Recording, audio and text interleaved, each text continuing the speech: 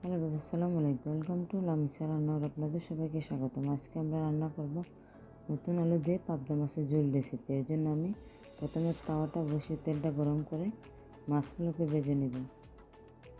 আমি মাছগুলোকে আগে ম্যারিনেট করে রেখে দিয়েছিলাম। মরিচের গুঁড়ো, হলুদের গুঁড়ো, লবণ দিয়ে 10 মিনিট রেখে দিয়েছিলাম।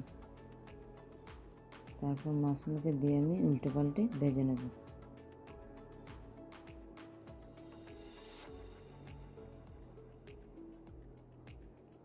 এরপর যে মাছগুলো ভেজে নেওয়ার পর আমি আলাদা পাত্রে তেলটা ঝরিয়ে তুলে রাখবো। তারপর বাকি মাছগুলোকে আমি ভেজে নেব।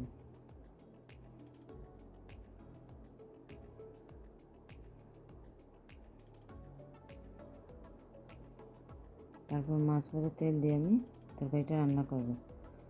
তারপর আমি দিয়ে দেব পেঁয়াজ বাটা, রসুন বাটা, আদা বাটা দিয়ে আমি